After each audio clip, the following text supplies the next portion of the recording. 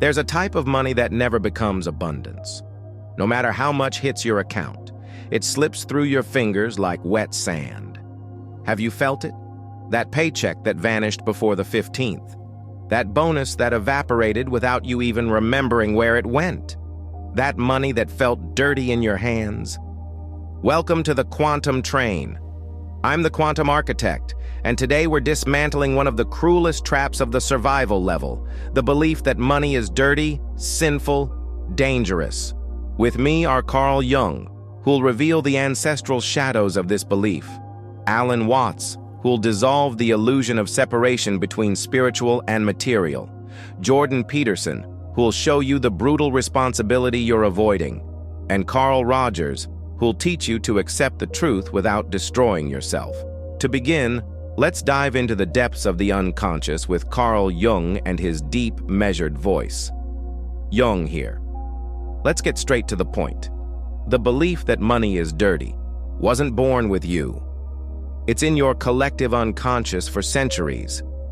It comes from medieval churches that promised heaven to the poor and hell to the rich. It comes from the Puritan work ethic that said, suffering equals virtue. It comes from your grandparents who survived the Great Depression repeating, money doesn't buy happiness. And you know what happens? You grow up thinking you have to choose. Either be a good person or have money. This division splits your psyche in half, creates what I call the virtuous poverty complex. You sabotage every financial opportunity to maintain the self-image of pure person. It's a deep shadow, and unilluminated shadows run your life. Now let's hear from Alan Watts with his smooth, almost musical voice as he dissolves this illusion of separation. Watts, in the house. Let me ask you a Zen question. Why do you think God created gold, precious stones, the abundance of nature, if all of this was dirty? You're looking at the universe upside down, my friend. The problem isn't money. The problem is you believing there's separation between spiritual and material. That's pure illusion. The universe doesn't divide. Only your divided mind does. When you reject money, you reject an expression of universal creative energy. It's like spitting on the gift life offers you. And now, Jordan Peterson will be direct and sharp about the responsibility you're avoiding. Peterson here, and I'll be direct. You're using spirituality as an excuse for your cowardice. Yes, cowardice. Because taking financial responsibility is scary. It requires you to grow up, to stop being a dependent child, to face the dragon of financial chaos. So you invent this story that money is dirty to justify why you're not fighting, why you're not building, why you're accepting crumbs. You romanticize poverty because abundance would force you to be someone bigger than you're ready to be. And that, my friend, is pathetic. Carl Rogers now brings a welcoming yet firm perspective on self-compassion. Rogers present. Jordan was harsh, but necessary. Now breathe. Because all this judgment you place on money is actually judgment you place on yourself. You don't feel worthy. And since you don't feel worthy, you project that unworthiness onto money, making it the villain. But here's the compassionate truth. You can accept that you're afraid, that you're confused, that you carry these twisted beliefs, and still begin to change. Acceptance isn't resignation. It's the first step toward real transformation. So here's the scenario. Your quantum field is contaminated by the belief that money is dirty. And this contamination creates a repulsion field. Every time money tries to enter your life, this field pushes it away. Or worse, money comes in, but you unconsciously sabotage, spend compulsively, lose it, donate without criteria, because deep down you believe you don't deserve it or will be corrupted. Hélio Couto explained 1,000 times, you can't vibrate in scarcity and attract abundance. And Dakila showed that reality is a projection of your consciousness. If your consciousness says money is dirty, your reality will reflect exactly that. Money will disappear, drain, never be enough. But today, on this train, we're going to clean that. We'll reprogram your field, and you'll leave here vibrating in a way that clean, abundant, fluid money will naturally flow to you. Before continuing, do this. Subscribe to the channel and hit the bell, because this series about the survival step will financially liberate you, but only if you don't miss any episode. And comment below, I clean my beliefs about money. Write that, because when you declare, you already begin quantum reprogramming. There are 3 main beliefs that poison your relationship with money. I'll break down each one. And then, Jung will show where they came from. Watts will dissolve the illusion. Peterson will shake you up, and Rogers will help you process all of this. Poison 1. Money corrupts. You grew up hearing that those who have money lose their soul, that the rich are thieves, corrupt, evil, and you internalized that. So every time you start prospering, an internal alarm goes off. Careful, you're becoming a bad person, and you sabotage. Poison 2. Earning money is suffering. Money doesn't grow on trees. You gotta hustle hard to get anything. Those who don't work hard don't deserve. This is so deep in you that if money comes easy, you distrust it, reject it, or compensate by suffering in another way. Poison 3. Money is finite. This one's deadly. The belief that if you have it, someone goes without. That prosperity is selfishness. That you need to sacrifice yourself for others to have. This creates paralyzing guilt. Let's dive into psychic archaeology with Carl Jung to understand where all this comes from. Jung here. Let's do psychic archaeology. Where does this come from? First, poison. Distorted Christianity. For centuries, the church preached that material wealth distances you from God. It's easier for a camel to pass through the eye of a needle than for a rich man to enter the kingdom of heaven. This became collective archetype. You might not even be religious, but it's in America's cultural DNA. Add the Puritan work ethic. Suffering equals virtue. Ease equals sin. This contaminated the collective unconscious. Second poison, trauma from economic crashes and scarcity. Your ancestors worked in factories, farms, grueling physical labor.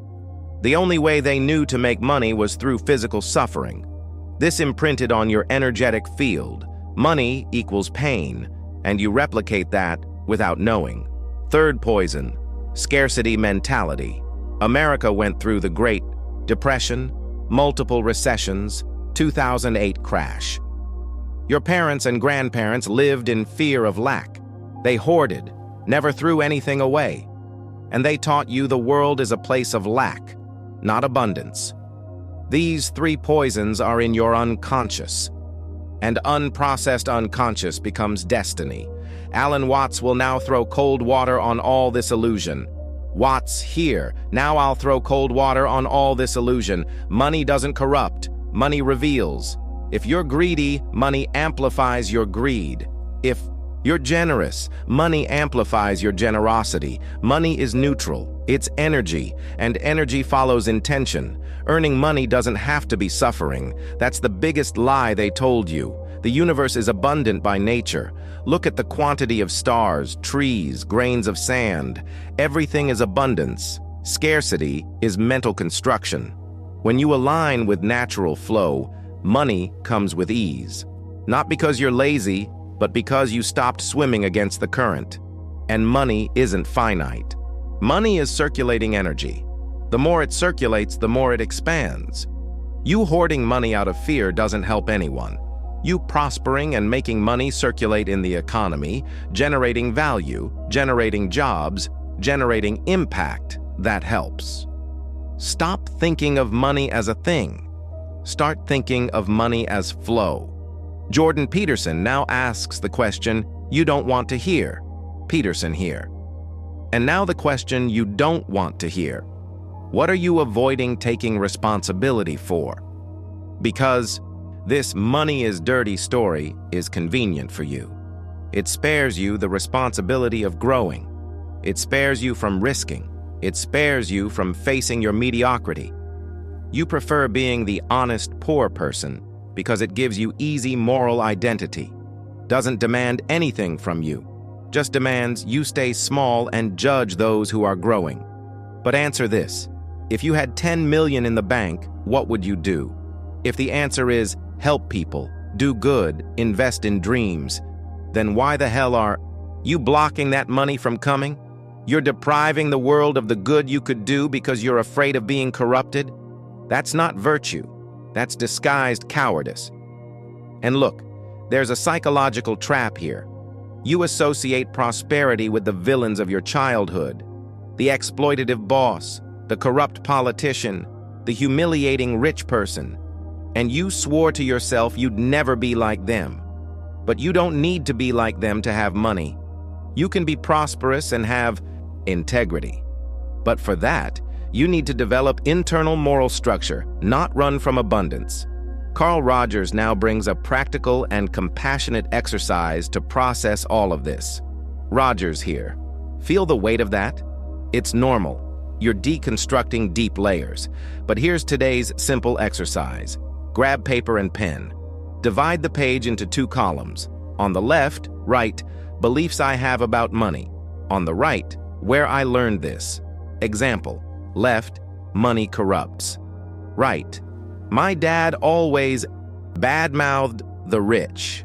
Left, I need to suffer to earn money. Right, I watched my mom work like crazy for pennies. Do this for 5 minutes. Doesn't need to be deep, just needs to be honest.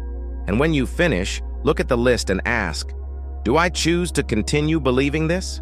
Because unconditional acceptance starts with you seeing beliefs without judgment, and then, consciously, choosing which serve and which you'll release. See the pattern? All these poisons come from outside. None are yours. You inherited, absorbed, swallowed without chewing. And now you're living on autopilot of beliefs that aren't even yours. But the good news, if you learned it, you can unlearn it. If you programmed it, you can reprogram it. That's what we'll do in the next chapters. Now we enter the scientific part. Because it's not just quantum coach talk, there's real physics in this. Hélio Couto already explained, everything is frequency. You, money, the table, air. Everything vibrates. And similar vibrations attract. That's resonance. If you vibrate in money is dirty, you attract experiences that confirm that. Money that comes questionably, money that brings problems, money that drains. But if you clean this field and start vibrating in money is neutral energy in AOB, service of good, you attract clean, abundant money that flows naturally. The question is, how to clean the field? First thing, disidentification. You're not your beliefs. Your beliefs are programs running in your subconscious, and programs can be deleted. Second thing, active reprogramming. It's not enough to stop believing the old. You need to install the new, and for that, you use repetition, emotion, and congruent action. Carl Jung will now talk about something few understand. The golden shadow. Jung here. I'll talk about something few understand. The golden shadow. You know the negative shadow. It's the aspects of yourself you reject. Anger, selfishness, envy. But there's the golden shadow. Positive aspects you also reject. And one of them is the capacity to prosper. You're afraid of your own power, afraid of your greatness. Because if you really prosper, you'll have to assume greater responsibility. You'll have to be seen. You'll have to deal with others' envy. You'll have to face the loneliness of the top. So you maintain the belief money is dirty as self-sabotage. It's safer to stay small. But individuation, the process of becoming who you really are, requires you to integrate the golden shadow. That you accept your capacity to create, to prosper, to lead. And that hurts. Because growth always hurts. Alan Watts now reveals a secret about how the universe really works. Watts here. And I'll tell you a secret. The universe doesn't judge. You think, if you have money, the universe will punish you, or that you'll lose your spiritual essence. But the universe doesn't work like that. The universe responds to your vibration. If you vibrate scarcity, you receive scarcity. If you vibrate abundance, you receive abundance. And spirituality isn't poverty. Buddha was born a prince. Jesus was supported by wealthy women. Lao Tzu spoke about natural flow, not misery. The idea that spiritual equals poor is an invention of institutions that wanted to control masses. True, spirituality is you in harmony with the Tao, with life's flow. And life's flow is abundant. Always has been. Jordan Peterson now shares the part that will hurt, but needs to be said. Peterson here. Now the part that'll hurt. If you're still poor, it's because you want to be. Not consciously, but unconsciously. Because being poor gives you secondary benefits, gives you victim identity, gives you excuse not to act, gives you the sadistic pleasure of martyring yourself. And I know you'll resist this. You'll say, but I want money? No, you want money in fantasy. In reality, you sabotage every opportunity, arrive late to interviews, don't charge clients, spend before receiving, because deep down, you don't want to deal with the weight of abundance. So stop lying to yourself. Look in the mirror and admit, I'm afraid of prospering. And I sabotage my success because I'm afraid of who I'll become. Only after this brutal admission can you start changing. Carl Rogers now brings the perspective of self-compassion to process this difficult truth. Rogers here. Jordan was harsh, I know, but he's right. And the way to process this is with self-compassion. Don't hate yourself for sabotaging. Understand why you do it. Usually, it's protection. You learned way back that money brings risk, so you avoid it. But now you're an adult. You can protect yourself in other ways. You can have money and have boundaries, can prosper and maintain values, can grow and continue being you. The key is giving yourself permission. Permission to want more, permission to receive, permission to mess up along the way. Because you don't need to be perfect to deserve abundance. You deserve abundance simply for existing. So here's simplified quantum science. Step 1. Recognize the limiting belief. Money is dirty. Step 2. Understand the origin. Family, religion, culture. Step 3. Disidentify. This isn't me, it's a program. Step 4. Install the new belief. Money is neutral energy in service of good. Step 5. Reinforce with emotion and action. Feel abundance. Act like someone prosperous, and the quantum field responds. It's not magic, it's physics, and you, ready to clean this field? Then comment below, I vibrate clean prosperity. And share this video with someone stuck in this trap. Because shared knowledge multiplies, literally.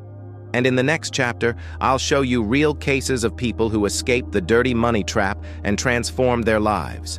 Don't go anywhere. Now I'll tell you 3 real stories. People who were trapped in the dirty money trap and managed to escape. I changed names for privacy, but cases are real. Case 1. Sarah, the therapist who rejected money. Sarah was a holistic therapist, excellent professional, but charged peanuts, $50 a session. And when someone offered to pay more, she refused, saying, healing has no price. Deep down, Sarah believed charging well was taking advantage of others' pain. That spirituality and money didn't mix. Result? She lived financially on edge, full of anxiety, unable to help more people because she lacked structure, until she went through this quantum cleaning process. Recognized the belief came from her evangelical mother, who repeated, God's love is free. Sarah understood she could love people and charge fair value for work. They weren't mutually exclusive. She reprogrammed the field, started charging $200, then $400. Today charges $1,000 per session, has a packed schedule, and uses part of the money to serve for free those who can't pay. In other words, she prospered and maintained integrity. Carl Jung explains what happened with Sarah from a psychological perspective. Jung here. Sarah's case is classic. She had the martyr archetype activated. Suffering for others was how she felt valuable. But martyrdom isn't virtue, it's neurosis. When she integrated the golden shadow, the capacity to receive, she became whole. Case 2. Robert, the heir who sabotaged everything. Robert inherited considerable money from his father, but in 2 years, lost it all. Bad investments, impulsive spending, friends who disappeared with his money. Why? Because Robert's father was a tough businessman who humiliated employees, who put money above everything, and Robert hated his father. So unconsciously, he associated money with his father. Having money was being like his father, and Robert preferred going broke to being like his father. He only escaped this when he realized money has no character. Money is a tool. His father used it badly, but Robert could use it well. He rebuilt the fortune, but this time with consciousness. Today, he's an entrepreneur, treats employees with respect, donates to social causes. He broke the pattern. Jordan Peterson analyzes Robert's journey through the lens of responsibility. Peterson here. Robert needed to symbolically kill the father. Not literally, obviously, but kill the internal father, the critical voice, the paternal shadow. Only then could he become a man. And part of becoming a man is assuming financial responsibility without guilt. Case 3. Anne, the artist who thought art doesn't make money. Anne was a painter, talented as hell, but sold paintings for a pittance because she believed true artist doesn't think about money. That art was pure, and commercializing was prostituting talent. She spent years struggling, giving private lessons to survive, keeping best works because they were priceless, until she broke. Literally. Didn't have money for paint. That's when she woke up.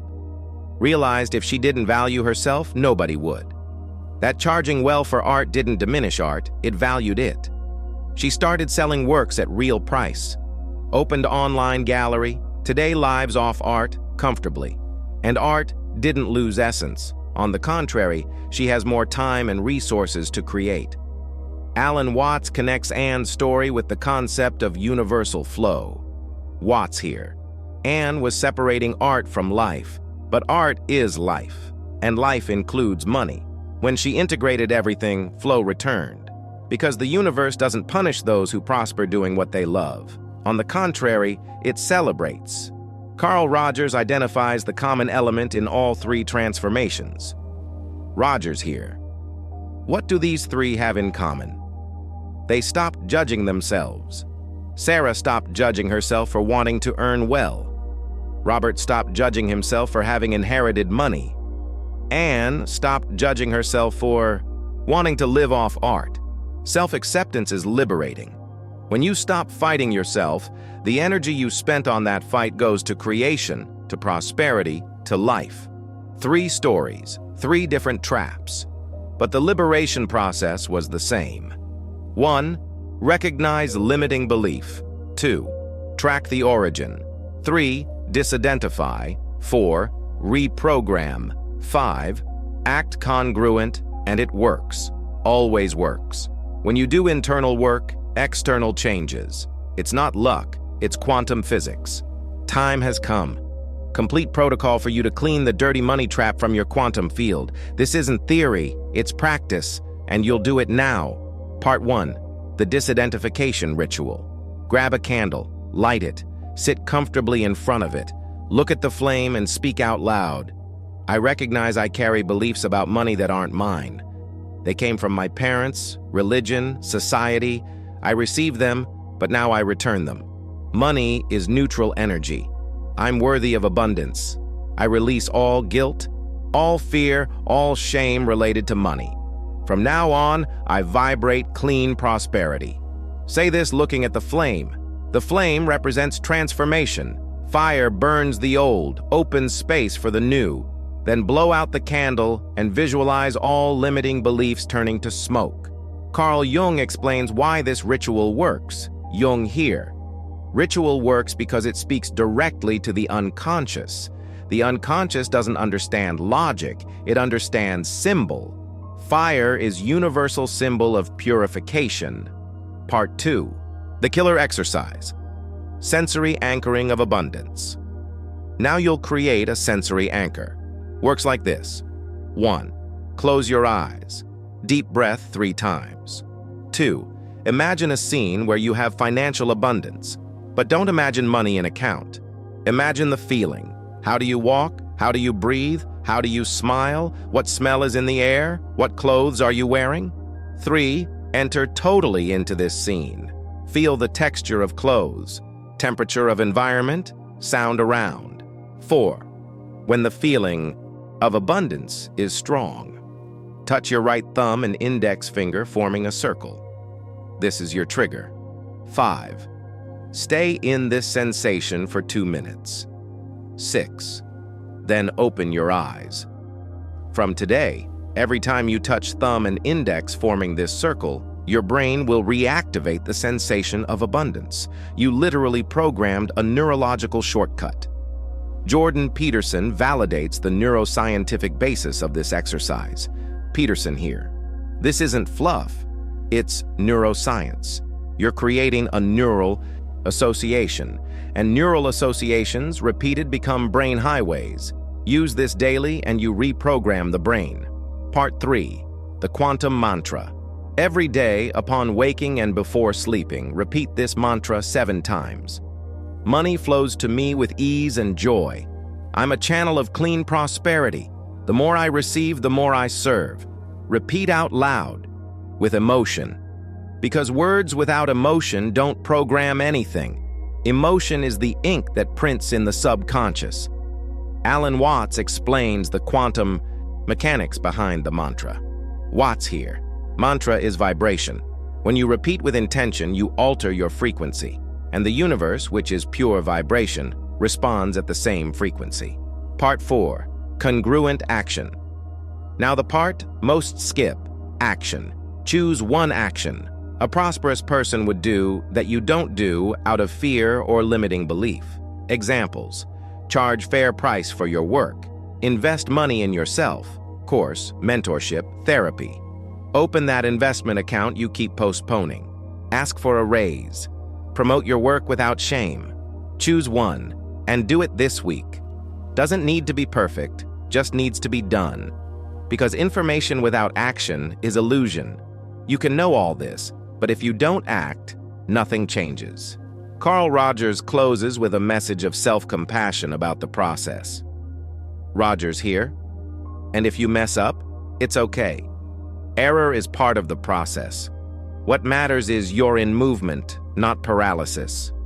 Self-compassion means allowing yourself to err and keep trying. So let's recap the complete protocol.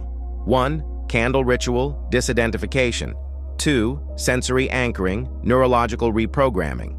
3. Daily mantra, subconscious reprogramming. 4. Congruent action, materialization on physical plane. Do this for 21 consecutive days. Why? Because 21 days is minimum time to create a new neural pattern. After 21 days, it becomes habit. After 90 days, it becomes identity. And then, my friend, you won't be someone who tries to prosper. You will be prosperous. Because prosperity isn't what you do, it's who you are. If you made it here, you're not a passive viewer. You're a protagonist of your transformation. So do this. 1. Subscribe to channel if you haven't yet. Comment. I am clean prosperity. 3. Share with someone who needs to hear this, and remember, next video in series is the scarcity addiction. I'll show you how your brain is literally addicted to lack, and how to break that addiction. Don't miss it. I'm the quantum architect, and you didn't get here by accident. You're being called to a different level of existence, a level where money flows, where abundance is natural, where you prosper by serving. The train is departing. You board or stay on the platform.